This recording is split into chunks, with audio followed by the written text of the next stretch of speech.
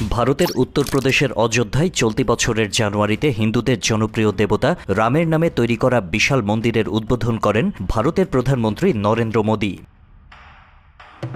অথচ একসময় এই স্থানটিতে একটি মসজিদ ছিল। ১৬ শতকে নির্মিত মসজিদটির নাম ছিল বাবরি মসজিদ। মুঘল সম্রাট বাবর এটি নির্মাণ করেন। ১৯৯২ সালে কট্টরপন্থী হিন্দু জনতা মসজিদটি গুড়িয়ে দেওয়ার পর সৃষ্ট দাঙ্গায় প্রায় ২,০০০ মানুষ নিহত হয়েছিল। রাম যেখানে জন্মেছিলেন ঠিক সেই জায়গায় মসজিদটি নির্মাণ করেছিল বলে মিথ্যা দাবি করে হিন্দুত্ববাদীরা। ১৯৯২ সালের ৬ ডিসেম্বর ঐতিহাসিক বাবরি মসজিদ ভাঙার একমাত্র লক্ষ্যস্থল ছিল রাষ্ট্র ক্ষমতা দখল। সেই লক্ষ্যে স্থির থেকেই আরএসএস তাদের সমস্ত শাখা সংগঠন এবং রাজনৈতিক সংগঠন বিজেপিকে সঙ্গে নিয়ে ১৯৯২ সালের ৬ ডিসেম্বর ঐতিহাসিক বাবরি মসজিদ ধ্বংস করে। বাবরি মসজিদের মতোই ভারতে মুঘল আমলের আরও একটি জামে মসজিদ ভেঙে মন্দির বানানোর ষড়যন্ত্র করছে দেশটির কট্টর হিন্দুত্ববাদীরা। একই সঙ্গে দাঙ্গার উস্কানি দিচ্ছে ভারত। এবার টার্গেট ভারতের উত্তরপ্রদেশের সম্ভারের একটি জামে মসজিদ। মসজিদটি যেখানে তৈরি করা হয়েছে সেখানে আগে মন্দির ছিল, এমন দাবি করে আদালতের দ্বারস্থ হয়েছিলেন হিন্দুত্ববাদী বেশ কয়েকজন ব্যক্তি। এরপর আদালত তাদের পিটিশনের ভিত্তিতে সেখানে জরিপ চালানোর নির্দেশ দেয়। রোববার সকালে জরিপ চালাতে গিয়েছিল একটি দল, কিন্তু তাদের জরিপ চালাতে বাধা দিয়ে প্রতিবাদ করেন সেখানকার মুসল্লিরা। সে সময় হিন্দু ও পুলিশের সঙ্গে সংঘর্ষ হয় মুসলমানদের। বিক্ষুব্ধ মুসল্লিদের ওপর গুলি চালিয়ে নাইম, বিলাল এবং নোমান নামের ৩ মুসলিমকে হত্যা করেছে পুলিশ। পুলিশ ও স্থানীয় প্রশাসনের দাবি, কয়েকজন পুলিশ ও জরিপকারী দলের ওপর ইটপাটকেল নিক্ষেপ করার কারণে তাদের গুলি করা হয়। পুলিশ ব্যাপক শক্তি প্রয়োগের ফলে সেখানে ৩ মুসলিম হত্যার প্রতিবাদে উপস্থিত জনতা ১০টি গাড়িতে আগুন ধরিয়ে দেয়। এছাড়া ৩০ পুলিশ সদস্য আহত হয়েছেন বলে জানিয়েছেন মোরাদাবাদ ডিভিশনাল কমিশনার অঞ্জনেয়া কুমার সিং। হিন্দুত্ববাদীরা ভিত্তিহীনভাবে দাবি করছে মুঘল শাসক বাবরের আমলে ১৫২৯ সালে মন্দির ভেঙে সেখানে মসজিদ তৈরি করা হয়েছিল। সমালোচকরা বলছেন মূলত উত্তেজনা তৈরি করতেই মসজিদটিতে জরিপ চালানোর মতো নির্দেশ দিয়েছে আদালত। এছাড়া এর মাধ্যমে ভারতের উপাসনা আইন ১৯৯১ ভঙ্গ করা হয়েছে। এই আইনে ধর্মীয় স্থাপনাগুলোর পবিত্রতা রক্ষার কথা বলা হয়েছে। ৩ মুসলিমকে হত্যার পাশাপাশি নারীসহ আরও ১৫ জনকে গ্রেপ্তার করেছে পুলিশ।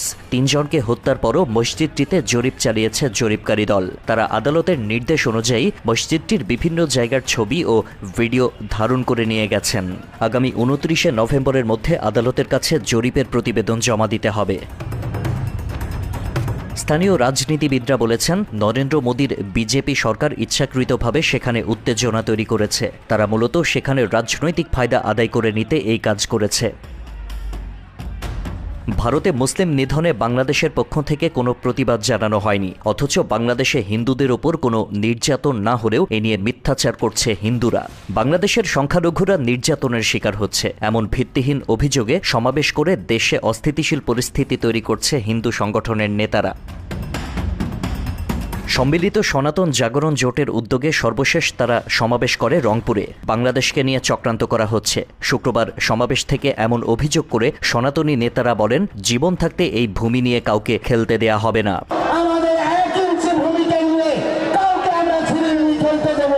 দেশে হিন্দুদের ওপর একের পর এক নির্যাতনের ঘটনা ঘটলেও সরকার কোনো ব্যবস্থা নিচ্ছে না বলেও অভিযোগ করেন তারা। সমাবেশে যোগ দিয়ে সনাতন জাগরণ মঞ্চের মুখপাত্র চিন্ময় কৃষ্ণ দাস ব্রহ্মচারী হুঙ্কার দিয়ে বলেন, হিন্দুরা কাউকে ভয় পায় না। আমরা আর ভয় পাই না। নিপীড়ন, নির্যাতন বহু বছর ধরে সহ্য করেছি, আর সহ্য করতে পারবো না। যারা সনাতনীদের বিভক্ত করার চেষ্টা করবে তাদেরকে প্রতিহত করারও ঘোষণা দেন সাম্প্রদায়িক নেতা চিন্ময় কৃষ্ণ। হিন্দু বাড়ি ঘরে এমন হুঙ্কারের একদিন পর রাজধানীর বিমানবন্দর এলাকা থেকে ইসকন নেতা চিন্ময় কৃষ্ণ দাস ব্রহ্মচারীকে গ্রেপ্তার করেছে ডিবি পুলিশ। জানা গেছে, ইসকন নেতা চিন্ময় কৃষ্ণ দাস এদিন ঢাকা থেকে চট্টগ্রামে যাওয়ার উদ্দেশ্যে বিমানবন্দরে আসেন। সেখান থেকে তাকে গ্রেপ্তার করা হয়।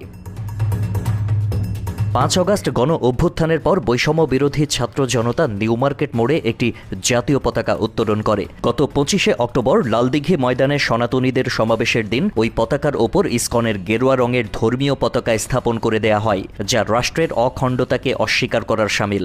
জাতীয় পতাকা অবমাননার অভিযোগে চিন্ময় কৃষ্ণ দাসের বিরুদ্ধে রাষ্ট্রদ্রোহ আইনে এ মামলা দায়ের হয়। ওই মামলায় তাকে গ্রেপ্তার করা হয়েছে।